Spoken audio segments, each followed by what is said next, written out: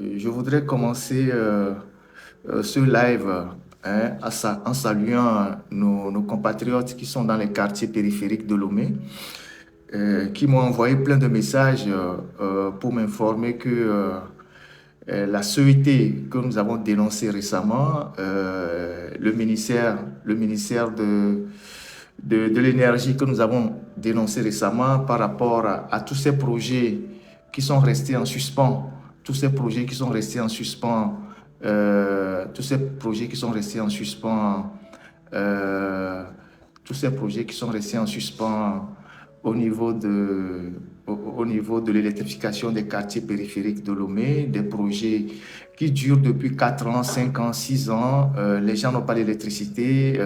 Donc, j'ai le retour de tous ces gens-là, que la CET est maintenant à pied d'œuvre pour brancher le courant dans ces quartiers. Je vais vous jouer un audio qui a été partagé dans un groupe des gens de Pala, où on invite les populations à aller déposer des dossiers à Adjido Gomé. Je vais vous jouer ça pour le branchement de l'électricité. Je pense qu'ensemble ici, on a fait un très très bon travail, on a dénoncé, et je vous ai toujours dit que dénoncer, c'est toujours proposer. Dénoncer n'a rien de mal, dénoncer, c'est toujours proposer. Et donc, aujourd'hui, on est en train de brancher le courant aux gens qui sont dans ces quartiers périphériques, des projets qui étaient à l'arrêt depuis 6 ans, 3 ans, 4 ans pour certains. Donc, j'espère que tous les quartiers seront couverts, à Kato, Bala, à Tétikopé, Tchadblé, tout ça, tous ces quartiers-là vont avoir l'électricité. Ce n'est quand même pas normal que des quartiers qui sont juste dans le Grand Lomé, en 2024, n'aient pas d'électricité et que des gens soient obligés de fonctionner aux araignées ou à l'électricité qui n'est pas vraiment de qualité. Donc, je vais vous passer, parce qu'actuellement, à l'heure où je fais ce live-là, les gens de Kpala, dans un quartier de Kpala, ils sont en train de faire la fête parce qu'on est venu leur brancher l'électricité. Ils ont mis le premier compteur dans la maison du chef du village, ou le chef canton, je ne sais pas, dans la maison du chef. Et maintenant, on demande aux populations de faire des démarches à la sûreté d'Agito Gomé pour pouvoir se faire brancher le courant. Je vais vous jouer cet audio et puis après, on va avancer pour le reste.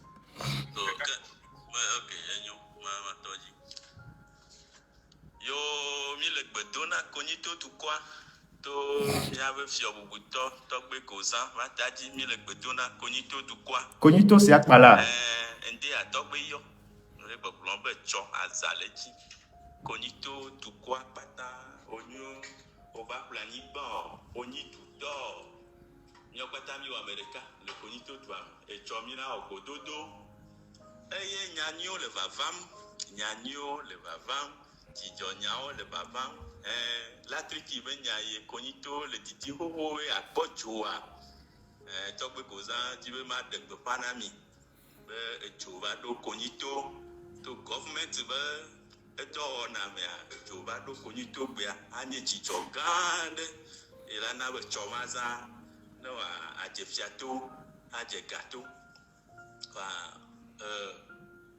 esete ma megãwo le didim be miana ne dukɔa ne nya be tso dzo ɖe agbedzi se le yiyim ma ame sia ame ne le dzo tim le konyito koa le sete latriki be dzoa tɔntɔ tim koa ne wɔ wo mavi nke la nyi wo mɔ ne tsɔ carte d'identité me photocopie alo carte d'électeur be photocopie wòatsɔ plan de masse wòata fi ma ƒe alea ne wòate wòatsɔ plan ke wòtsɔ ƒle anyigba se bɔ ɖe ŋuti wòati ega kotoku ɖeka ku biɖi ve se bɔ ɖe ŋuti ne wòalé adzidokɔme ma agence ne le adzidokɔme le IPG memɔa dzi ne le ɖo le akape le aɖo tso zange le akape le aɖo asi eye memɔ nu kɔa IPG emɔ kɔmɔ yi ne to fi ma yi sagbadoa ne mi to mɔa yina kɔ miakpɔ agence de sete ɖe le funua ye wole konyito be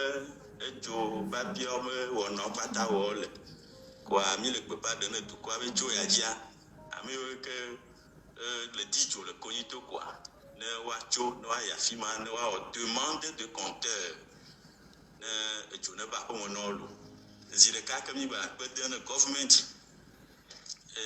mi la peto na dumegao ale o donc koyitoji e o chocho vana mi la peto ta chomaza togbe bale glombe le fiato jegato et du kwane to de nya waji yo to fialo a penamilo.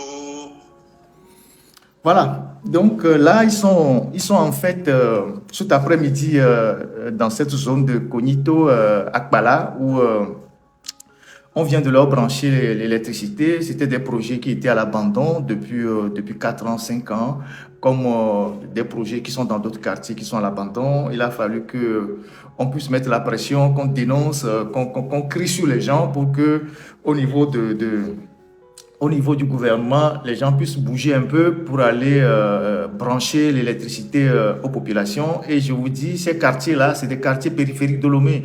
On ne peut pas imaginer qu'en 2024, les quartiers qui sont dans la périphérie de Lomé n'ont pas l'électricité. Ça n'a aucun sens.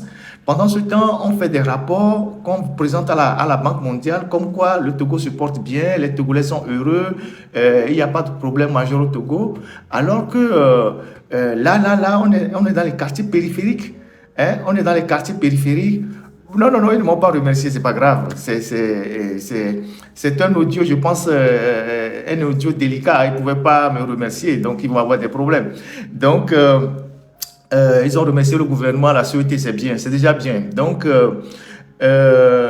voilà. Et donc, aujourd'hui, ils ont le courant. Il semble que les gens de la CET sont au pas de charge pour brancher le courant depuis qu'on a fait cette dénonciation.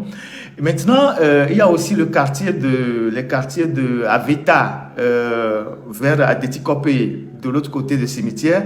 Oui, on est en 2025. Excusez-moi, monsieur Georges Pamazé. On est en 2025. En 2025, on ne peut pas imaginer qu'on a des quartiers à Lomé ou dans le Grand Lomé qui n'ont pas d'électricité. Ce n'est pas normal. Donc, vers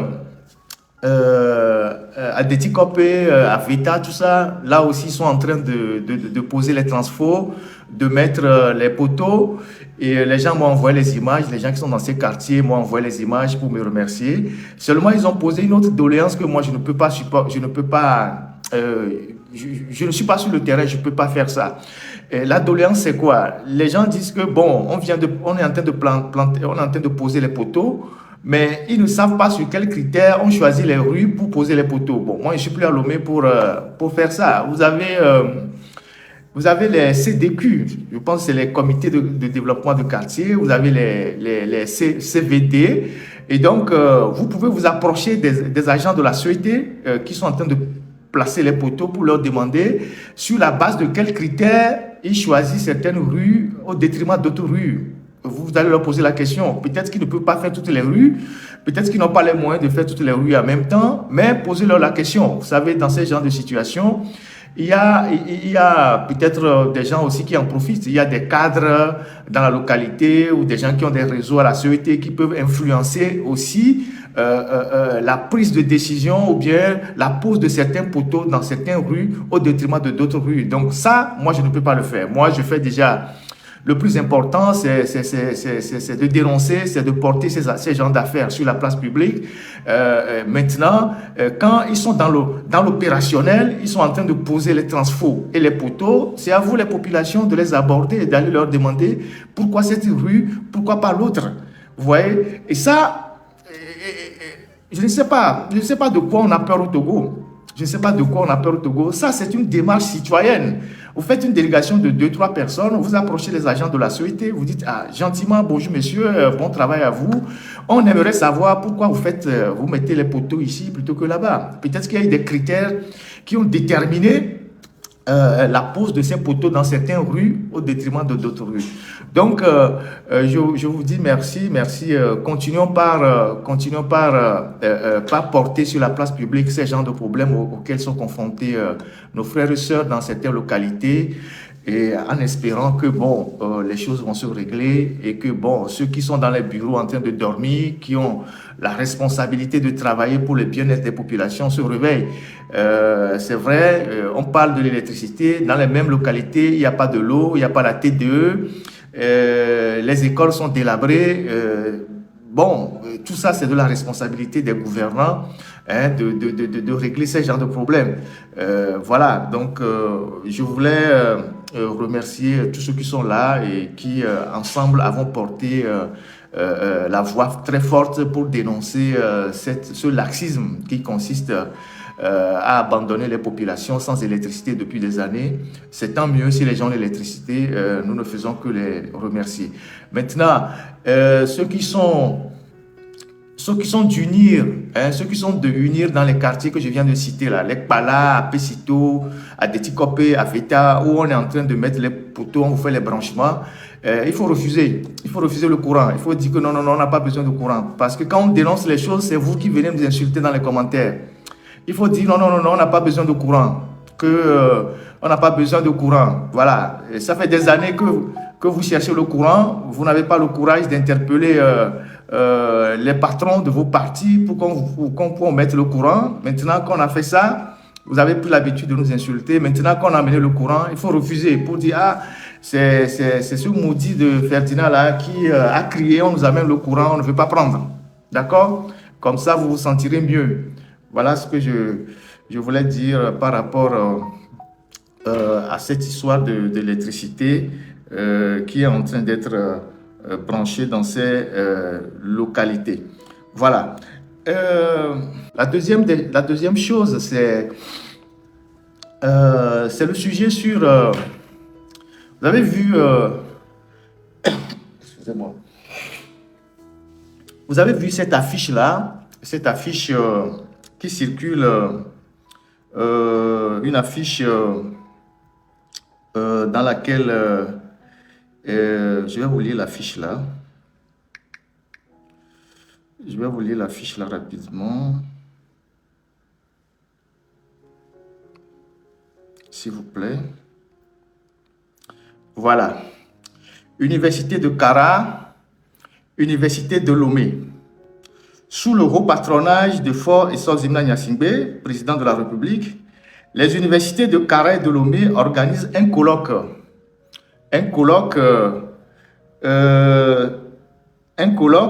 scientifique international sur le thème Général Gnassingbé Yadema, l'homme et son œuvre. Appel à communication, soumission des résumés 3 décembre 2024 au 20 janvier 2025. Déroulement du colloque 31 janvier au 3 février 2025. Université de Kara, Palais des Congrès de Lomé, c'est le lieu. Colloque Gnassingbé Yadema, machin.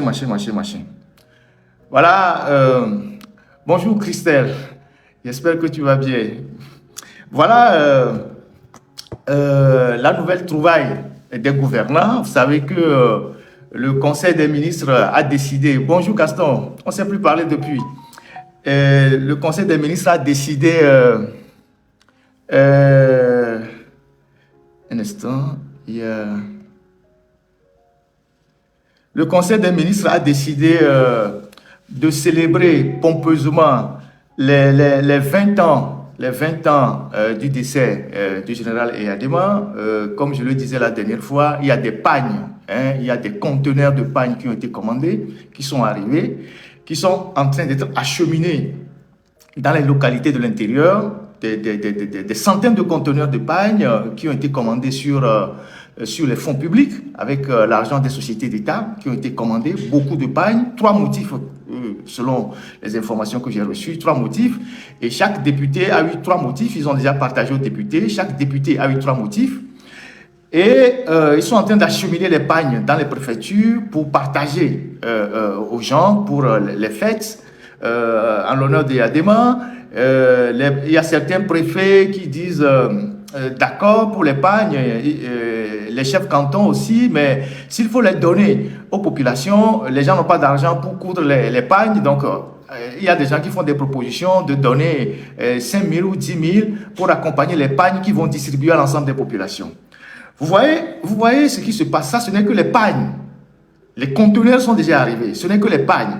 Après, ils vont commander les champagnes, ils vont commander le vin, ils vont commander les spiritueux, ils vont commander les bœufs, les moutons. Donc, dans ce pays-là où nous sommes, le Togo, où vous avez des gens qui vont chercher de la nourriture au dépotoir. Vous avez des populations qui vont chercher de la nourriture au dépotoir. Les gens vont chercher de la nourriture dans les poubelles.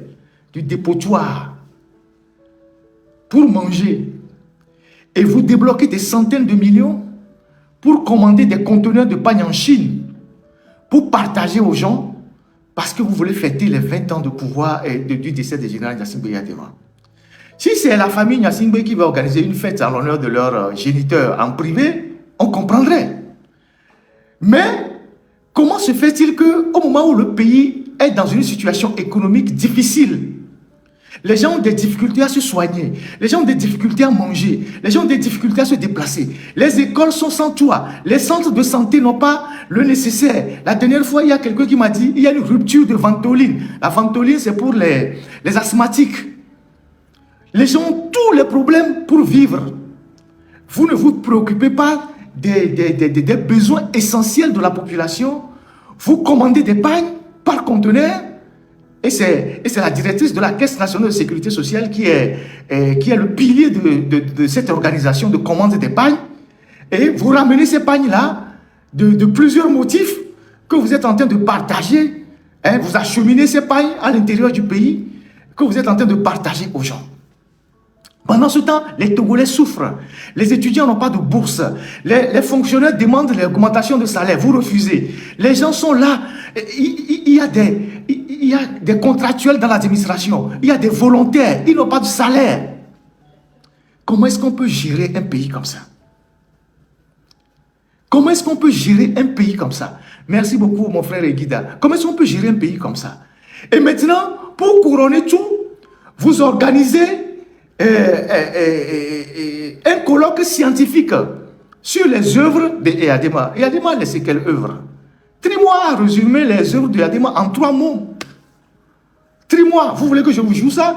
Tris-moi à résumer les œuvres de Eyadema en 3 mots. En 3 mots seulement que Tris-moi à résumer les œuvres de Eyadema, je peux vous les jouer. Tris-moi a dit, pour ceux qui n'étaient pas dans le direct de la dernière fois, je peux vous résumer les œuvres de Eyadema que Tris-moi a résumé en 3 mots. Hein? Si quelqu'un vous demande le bilan d'Eyadema, mais vous n'avez pas besoin de vous décarcasser pour lui peindre le bilan d'Eyadema. Il suffit de le jouer l'interview de Tris-moi sur RFI. Tris-moi a résumé le bilan d'Eyadema en 3 mots. Écoutez ce qu'il a dit. Bonjour Christian Tris-moi. Bonjour Monsieur Laurent Kolo. Pourquoi une nouvelle candidature du président Faure Gnassingbé après 15 ans de pouvoir? Lorsque le président de la République a accédé au pouvoir au Togo en 2005, il a hérité d'un pays socialement délabré, économiquement exsangue et politiquement divisé. Voilà ce qu'il dit. Que quand Faure Gnassingbé a hérité le pouvoir, il a hérité de qui? Il a hérité le pouvoir de qui en 2005? Faure Gnassingbé a hérité le pouvoir de qui en 2005? Il a hérité de son père. Et Christian Tris-moi nous dit que son père a laissé un pays socialement dévasté, économiquement exsangue et politiquement divisé. Ça, ce sont les œuvres d'Eyadema. C'est ce que Tris-moi dit. C'est Tris-moi qui le dit. Il est actuellement secrétaire général du gouvernement. C'est lui qui le dit. Donc, moi, je n'ai plus à me battre pour présenter le bilan d'Eyadema, puisqu'il y a un membre du RPT Uni qui le dit si bien que quand ils ont eu le pays était totalement dévasté, économiquement dévasté, socialement dévasté. C'est Tris-moi qui le dit. Écoutez-le. C'est lui qui le dit, c'est pas moi. Donc, on n'a pas à se débrouiller pour aller chercher le bilan d'Eyadema pour que les gens viennent vous dire que vous avez menti et tout ça. Mais c'est un garde uni qui le dit. Bonjour Christian Tris-moi. Bonjour Monsieur Laurent Kolo. Pourquoi une nouvelle candidature du président Faure Gnassingbé après 15 ans de pouvoir? Lorsque le président de la République a accédé au pouvoir au Togo en 2005, il a hérité d'un pays socialement délabré, économiquement exsangue et politiquement divisé. Voilà. Il a progressivement... Voilà ce qu'il dit. Est-ce qu'il a hérité le pays du père de tous ceux qui sont ici en ligne ou bien du père de quelqu'un parmi nous? Il a hérité le pays de son père. Et donc, c'est son père qui a laissé le pays économiquement dévasté, socialement délabré et politiquement divisé. Alors, quelle œuvre les universitaires veulent célébrer scientifiquement? Eyadema a inventé quoi? Eyadema a inventé quoi? Alors, vous les universitaires, les professeurs d'université, vous les universitaires, je m'adresse à vous. On a plein de collègues, on a plein de camarades de promotion qui sont aujourd'hui professeurs agrégés, maîtres de conférences et tout ça. Vous ne vous battez pas pour valoriser vos œuvres, vos propres thèses, vos recherches. Vous ne vous battez pas pour valoriser vos propres recherches. C'est celui qui a laissé un pays économiquement dévasté, socialement délabré et politiquement divisé. C'est lui que vous voulez vous magnifier. Vous voulez raconter quoi? Vous voulez raconter quoi? Dans les autres universités en Afrique aujourd'hui, on amène les étudiants à fabriquer les ordinateurs, à fabriquer les portables, à fabriquer les ventilos, à fabriquer les tracteurs, à fabriquer les téléphones, à fabriquer les drones. Tout ce dont l'Afrique a besoin aujourd'hui pour évoluer. Dans les universités en Afrique aujourd'hui, c'est ce dont, c'est ce qu'on fait pour les étudiants. On est en train d'amener les étudiants à fabriquer des ordinateurs, à fabriquer des drones, à fabriquer des téléphones portables, à maîtriser l'Internet, à fabriquer des drones pour les mettre au service du développement. Vous, les universitaires togolais, vous voulez faire un colloque international scientifique sur les œuvres de Yadema. C'est quelle œuvre? Les œuvres de Yadema viennent d'être décrites par Trimois. C'est quelle œuvre? Donc, vous êtes des universitaires et vous accompagnez l'ignominie. Vous accompagnez la réécriture frauduleuse de l'histoire, le faux. Vous êtes des faussaires. Les intellectuels faussaires, c'est Boniface, comment il s'appelle, il est professeur à l'IRIS à Paris, c'est lui qui a écrit ce livre-là. Les intellectuels faussaires, vous êtes de cette catégorie-là.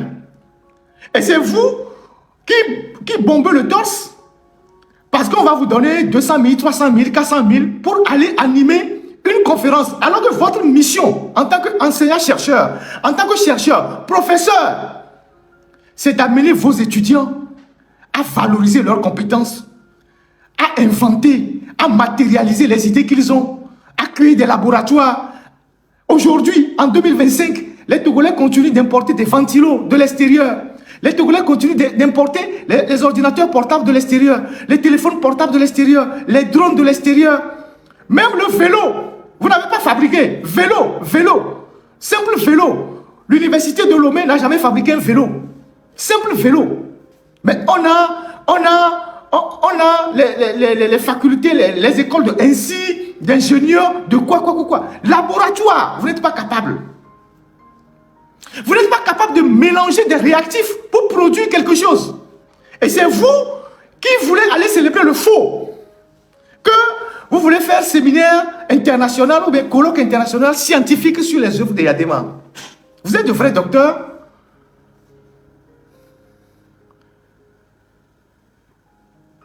Au Cameroun, là, puisque le Togo et le Cameroun ont des similitudes. Oui, même pique-dents, on n'est pas capable de fabriquer. Pique-dents, ça vient de la Chine. Pique-dents, ça vient de la Chine. Et vous bombez le torse, vous dites que vous êtes des professeurs. Je laisse de côté tous ceux qui sont en médecine, qui travaillent, qui opèrent les gens et tout ça. Je parle des autres. Au Cameroun, là, j'ai vu 2 personnes, là, professeurs au Cameroun. L'un dit qu'il a fait une thèse sur la présentation des vœux de Paul Biya. C'est un sujet, ça. Il a fait une thèse sur la présentation des vœux de Paul Biya. Et il est sorti fièrement docteur. Il est sur les plateaux en train de raconter des conneries. Ça, c'est un. Il y a un autre. Il dit qu'il a fait une thèse sur le chantalisme au service du renouveau. Chantalisme, il veut faire allusion à Chantal Biya. Chantalisme au service du renouveau. J'espère que vous ne ressemblez pas à ces enseignants camerounais là, à ces chercheurs camerounais. Donc vous êtes là et des gens vous sollicitent sans aucune honte et vous mettez vos noms sur des projets bidons comme ça qui terrorisent même votre parcours universitaire. Si moi je suis professeur à l'université, je suis enseignant-chercheur, je vais me mêler à des choses comme ça, que je suis en train de faire un séminaire scientifique sur les œuvres scientifiques de Yadema. Yadema a fait quelle œuvre scientifique? Il a inventé la roue, ou il a inventé la daba, il a inventé quoi?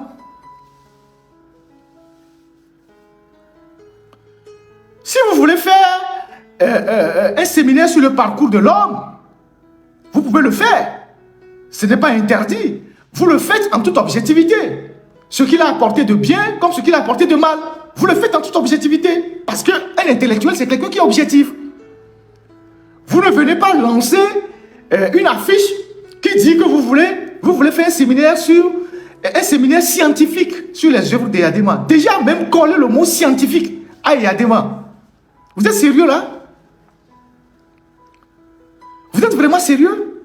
Et c'est vous, hein, l'élite, c'est l'élite au Togo qui continue de plomber ce peuple-là dans la misère. À la fin de votre carrière, vous devenez aussi misérable que ceux qui sont à la retraite. Parce que vous êtes aux affaires, on vous donne quelques bons d'essence, on vous donne une voiture, généralement on vous donne je ne sais pas quoi, Duster, c'est ça. On vous donne une voiture avec un chauffeur et quelques bons d'essence et puis vous croyez arriver au paradis. Vous êtes tellement attaché au matériel, au point que même votre propre dignité, vous êtes prêt à vendre ça. Et c'est vous qui êtes les précepteurs des étudiants. Si vous prostituez comme ça, qu'est-ce que les étudiants vont retenir de vous? Les étudiants vont retenir quoi de vous? On va observer les enseignants universitaires qui iront faire cette présentation-là d'ici quelques jours. On aura une idée sur vous. On aura une idée sur vous. Et donc, c'est comme cette histoire de 24 janvier que j'ai décortiqué la dernière fois, le 24 janvier. Et j'ai raconté comment ils ont monté toute cette histoire de bout en bout. Toute cette histoire de bout en bout. Comment ils ont monté cette histoire de bout en bout? J'ai passé la vidéo d'Améi là, qui est sur ma page. Améi qui raconte des histoires, a dormi debout. Si vous voulez, je vais vous jouer encore la vidéo d'Améi. Plein de contradictions. Une vidéo pleine de contradictions où il raconte, hein? C'est eux qui ont installé cette manipulation. Je vous avais dit que c'est lui qui a pris le caterpillar pour aller briser l'avion en plusieurs morceaux. Écoutez ce qu'il raconte. À 15h35, se profila à l'horizon le DC-3 présidentiel. L'avion prit alors un long virage qui devait finir, hélas, dans un bruit fracassant. Le chauffeur du... L'avion a fini dans un bruit fracassant. C'est ce qu'il dit. L'avion a fini dans un bruit fracassant. Écoutez très bien.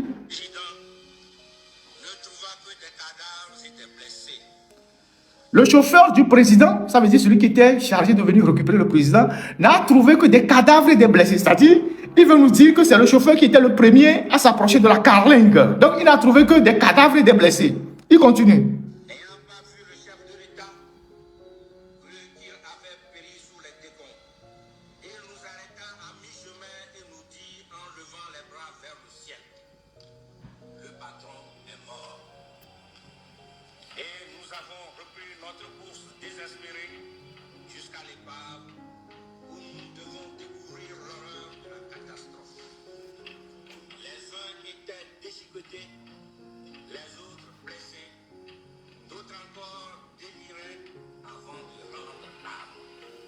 Donc, il dit, quand ils sont revenus, quand ils ont vu le chauffeur en route, le chauffeur a dit qu'il n'a vu que des cadavres, le chauffeur a dit que le patron est mort, ils sont revenus vers l'épave et ils ont vu les uns déchiquetés, les autres délirants et les autres quoi avant de rendre l'âme. C'est ce que lui-même dit, hein, déchiquetés. Donc, l'avion a fait un bruit fracassant. Donc, il y avait des cadavres partout, certains étaient déchiquetés, d'autres étaient blessés, d'autres étaient en train de délirer. Le cœur serré, les yeux en larmes. Nous fouillons désespérément dans la main de ferraille. Où pouvait-il être? Le président était introuvable. Soudain, il a apparu parmi nous. Donc, soudain, il a apparu parmi nous avec des habits déchirés. Donc, eux, ils étaient perdus, ils l'ont cherché partout, ils ne l'ont pas vu, ils étaient là en train de pleurer, et puis soudain, quelqu'un apparaît comme ça. Il n'a pas dit s'il est descendu du ciel, s'il est sorti de la terre, mais soudain, il est apparu parmi eux, avec les habits déchirés. Les autres que le chauffeur a vus dans l'avion, ils avaient les corps déchiquetés. Les gens étaient morts, les gens avaient les corps déchiquetés, les cadavres partout. Mais quand Eyadema lui est apparu, il avait juste seulement ses habits. Ses habits étaient juste un peu déchirés. Il n'y avait pas grand-chose. Il est apparu parmi eux soudain. Il est apparu parmi eux soudain.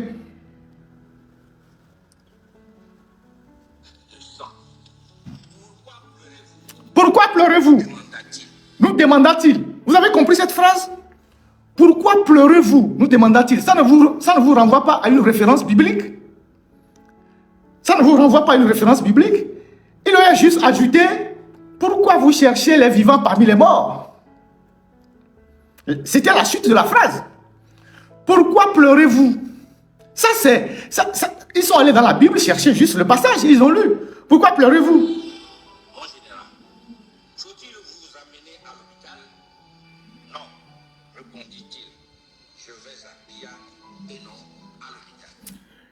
C'est quel avion qui tombe avec un bruit fracassant?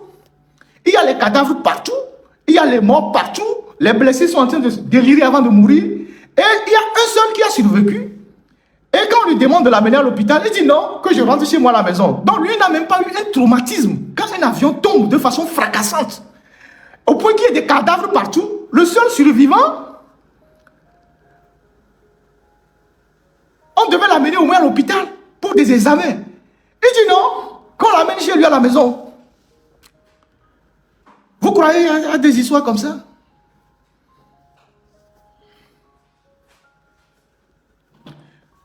Écoutez la suite. Un moment s'écoula.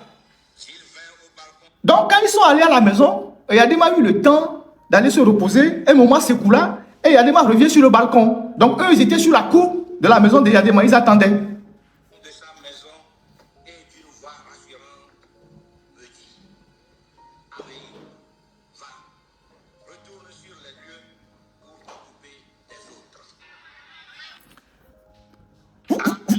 Vous comprenez ça? Donc, quand ils ont ramené Eyadema chez lui à la maison, Eyadema fait une pause dans sa villa, au moins quelques minutes, avant de revenir sur le balcon de sa maison et leur demande, mais Améi, va s'occuper des autres. Donc, quand l'avion est tombé, on a laissé les autres là-bas, on a amené Eyadema seul à la maison. Donc, c'est Eyadema qui vient dire, retourne s'occuper des autres. La distance entre là où l'avion est tombé, la maison d'Eyadema, ceux qui connaissent la localité peuvent nous dire ça. Donc vous voyez comment on a trafiqué l'histoire du Togo. Améi, dans cette vidéo, avec ses lunettes de apprenti soudeur à l'arc là, il racontait les conneries. Hein? Il a argumenté les mensonges. On a vu lui-même comment ils l'ont liquidé à la fin. Dans le mensonge aussi. Un jour, on parlera de comment ils l'ont liquidé. Il y a mon confrère Bonero qui a publié quelque chose ces jours-ci. Il faut aller sur sa page pour lire ça. Et donc les gens ont accompagné ces conneries-là, y compris les intellectuels, les universitaires. Comme ceux qui veulent faire le forum là, je ne sais pas, le colloque scientifique sur, comment l'appelle-t-on, sur les œuvres d'Eyadema. Quand Eyadema est sorti dans cette histoire-là, ils ont fabriqué plein de chansons, les Yaokuna, les Ekolo, tout ça pour dire que les Blancs ont proposé un château à Eyadema en France, il a refusé. Ils lui ont proposé d'ouvrir des comptes bancaires, il a refusé. Ils lui ont fait ceci, il a refusé. Mais quand Eyadema est mort, tout l'argent d'Eyadema était à l'extérieur du Togo. La banque du Vatican, c'était rempli de l'argent d'Eyadema. En Bavière, en Allemagne, c'était rempli de l'argent d'Eyadema. En France, il y avait l'argent d'Eyadema partout, avec des résidences dans certains endroits en France et en Île-de-France. Vous allez en Suisse, il y avait beaucoup d'argent d'Eyadema. Par exemple, à Lausanne, en Suisse, Eyadema avait plus de 3 000 milliards de francs CFA. J'ai écrit un article sur ça. J'ai écrit un article en 2013 sur la fortune d'Eyadema qui se trouve à Lausanne, qui était à la base du différend entre Kpacha et Faure. Plus de 3 000 milliards de francs CFA. J'ai écrit un article là-dessus. Et quand Kpacha était en prison, quand je l'ai vu, je lui ai posé la question, il a souri pour me dire, tu n'as pas menti. Parce que c'est les deux qui ont la signature sur cet argent-là, sur ces fonds-là. Donc, Eyadema qui, on nous a présenté comme, voilà, les Blancs ont voulu le corrompre, il a refusé, les Blancs lui ont proposé un château, il a refusé, et tout, et tout, et tout. Et c'est à la fin de son règne, c'est lui qui a mis beaucoup d'argent dans toutes les banques en Occident, Japon, Singapour, Vatican, France, Allemagne, je ne sais pas, Suisse, tout ça. Il a planqué de l'argent partout. C'est de ça que vous voulez parler, messieurs les universitaires? Si c'est de ça que vous voulez parler, parlez de tout. Ne parlez pas d'une partie. Parlez des massacres du Togo, les assassinats, les morts de Fréau Jardin, les morts de la lagune de Baie, tous les massacres de la période démocratique, les premiers assassinats, notamment les premiers assassinats à l'ère des Yadema, notamment les Laurent Djagba, Collor, OCI, Gaston Nyéou, tous ces gens-là. Si vous voulez faire le colloque sur les Yadema, faites son bilan macabre et dites aussi ce qu'il a fait de bien selon vous. Comme ça, vous serez des gens universitairement honnêtes et intellectuellement équilibrés. C'est ça. Je répète encore, dans les universités, aujourd'hui en Afrique de l'Ouest, que ce soit au Sénégal, au Burkina, au Mali, en Côte d'Ivoire, partout, les étudiants sont en train de fabriquer des ordinateurs. Ils sont en train de fabriquer des téléphones portables. Ils sont en train de fabriquer des drones. La dernière fois, j'ai vu un groupe d'étudiants sénégalais qui ont fabriqué des drones qu'ils vont céder à l'armée pour permettre à l'armée de lutter contre la pêche sauvage plus l'immigration. Un drone qui fait 100 km de rayon. Dans toutes les universités en Afrique aujourd'hui, on ne parle pas du Ghana, tout ça. Là. Eux, ils fabriquent déjà des voitures. Quand tu vas en Afrique de l'Est, les gens sont en avance. Et vous, les universitaires togolais, vous voulez faire un colloque scientifique sur les œuvres des Yadema. Vous êtes sérieux là? Faites-le. On mettra un visage sur vos noms et ça serait dans l'histoire. Voilà ce que je voulais rapidement dire sur ce fameux colloque, les pagnes et tout ça, qui sont prévus pour ces conneries-là, pendant que les Togolais souffrent. Si les Togolais mangeaient à leur faim, mais on ne serait pas en train de vous faire un procès. Les gens sont en train de mourir de faim. Il y a des écoles qui n'ont pas de toit. Quand vous arrivez à l'université de Lomé ou l'université de Kara, les élèves sont débordés, les étudiants sont débordés dans les amphithéâtres. Ils n'ont même pas la connexion. Ils n'ont rien. Les amphis sont débordés. Il n'y a pas de salle de recherche, il n'y a pas de laboratoire, il n'y a pas d'ordinateur. Vous, les enseignants, ça ne vous préoccupe pas. Ce qui vous préoccupe, c'est d'aller faire des séminaires scientifiques ou colloques pour parler des œuvres des Yadema. Et vous êtes fiers de dire que vous êtes des universitaires. Je comprends pourquoi vous vous battez pour des broutilles, des postes.